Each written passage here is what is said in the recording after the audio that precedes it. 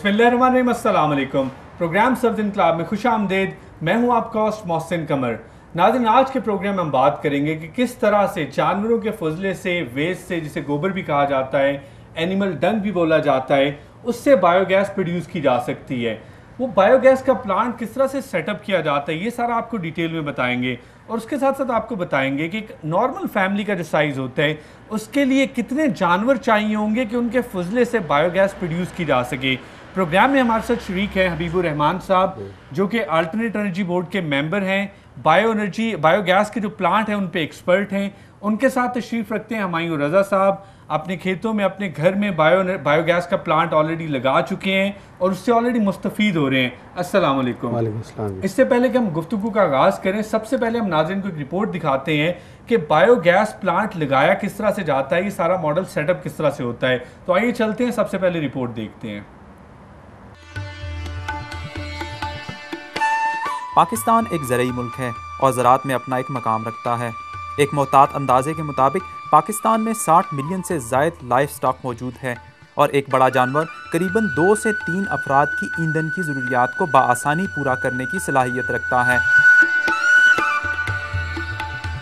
इन जानवरों से हासिल होने वाले गोबर को इंतहाई आसान तरीके से गैस में तब्दील किया जा सकता है, जिसे बायोगैस कहा जाता है। गोबर को गैस में तब्दील करने की तकनीक को दुनिया भर में कामयाबी से इस्तेमाल किया जा रहा है, जिससे गैस और बिजली की ज़रूरियात को पूरा किया जा रहा है।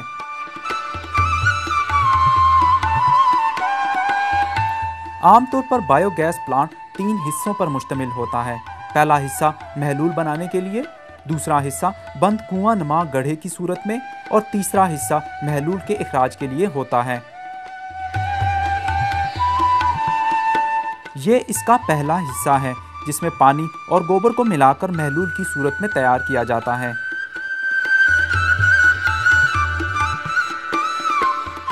फिर इसे पाइप के ज़रिए कुआं नुमा गड्ढे की तह तक पहुंचाया जाता है। इस अमल के बाद करीबन 3 से 4 घंटों के बाद महलूल से गैस का इखराज शुरू हो जाता है और ये अमल 24 घंटों तक जारी रहता है। दरमियानी हिस्सा, जो कि कुआं नुमा गड्ढे की शक्ल में होता है, इसे ऊपर से मुकम्मल तौर पर बंद कर दिया जाता है। इसे गोबर और पानी के महलूल से आधा भर दिया जाता है। इस महलूल से गैस बनकर इसके ऊपर वाले हिस्से में जमा होना शुरू हो जाती है।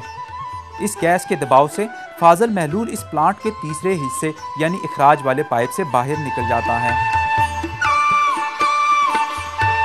इस जमाशुदा गैस को पाइप के जरिए उस मकाम तक पहुंचा दिया जाता है जहां इसे बतौर ईंधन इस्तेमाल करना होता है।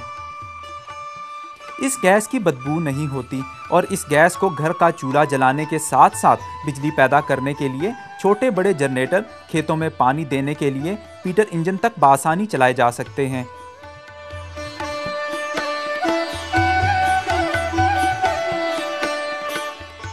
इस महलूल से गैस हासिल करने के बाद इसे खेतों में बतौर खाद भी इस्तेमाल किया जा सकता है और इससे अच्छी फसल पैदा की जा सकती है।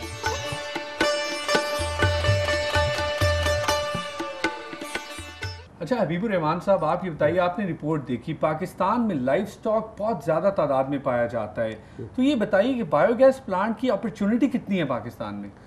बिस्मिल्लाहिर्रहमानिर्रहीम।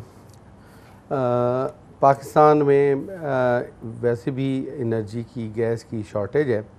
हमारे पास जो लाइफ स्टॉक है इस वक्त दुनिया में हम 5वें नंबर पे आ रहे हैं। हम 5वें नंबर पे आते हैं। 5वें नंबर पे आ रहे हैं। और अगर ये सब इसको कन्वर्ट कर दें बायोगैस पे, इनको ये प्लांट लगा के, तो हम सुई के आधे के बराबर की जो है एनर्जी वहाँ से ले सकते हैं। ठीक, आप ये कह रहे हैं कि जो सुई में हमारे रिजर्व्स हैं, जी बिल्कुल, उसके आधे के बराबर में हम ले सकते हैं और ये रीन्यूएबल है। बिल्कुल।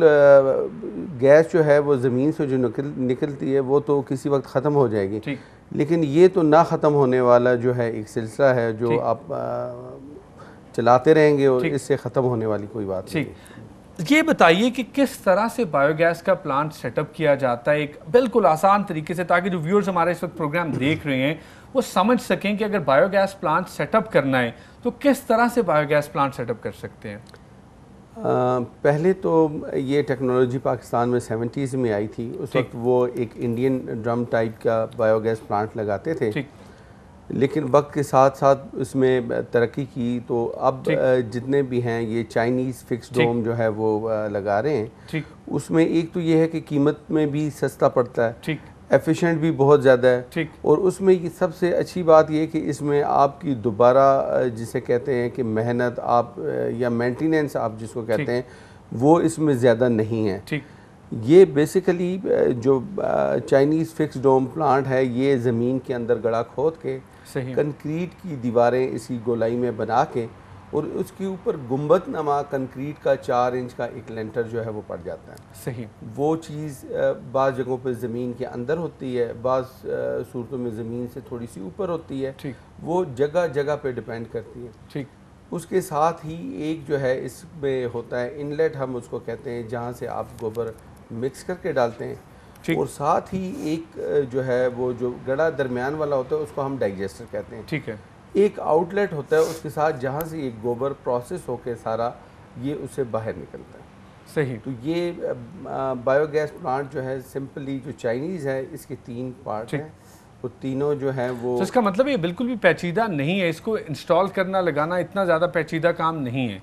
कोई नहीं है, अगर कोई एक समझदार आदमी हो और उसके पास ड्राइंग हो, ठीक, और वो इसकी जो है वो समझता हो कि कौन सी ज़मीन में किस तरह से लगेगा, ठीक है, तो वो खुद भी लगा सकता है। ठीक है। कोई यूजली ये समझा जाता है कि जब आपने गैस प्रोड्यूस करनी है तो शायद इसमें बड़े केमिकल रिएक्शंस होंगे, और क्या ये सेफ़ है उस हवाले से देखा जाए तो खुदा न खास्ता इसमें कोई ऐसे प्रॉब्लम्स तो नहीं है कि हैज़र्डस हो सकता है, जानी नुकसान हो सकता है इससे?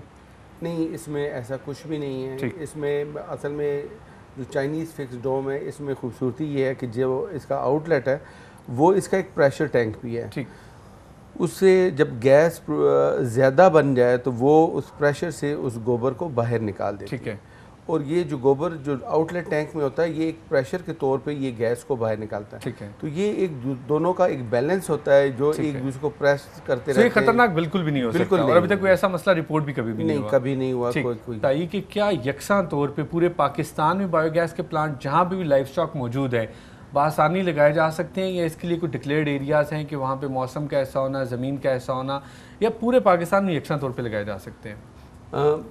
पाकिस्तान का जैसे है उसमें हमारा लाइफ स्टॉक ज़्यादा पंजाब में है। ठीक है। तो पंजाब में तो किसी किस्म का कोई मसला है ही नहीं है। ठीक है। लेकिन जो हमारे नॉर्दर्न एरियाज़ है जो जहाँ पे बर्फ़ होती है वहाँ पे थोड़ा सा मसला इसमें हो सकता है उसमें, लेकिन उसके साथ कुछ चीज़ें और जो है वो हम लगा लेते हैं। ठीक है।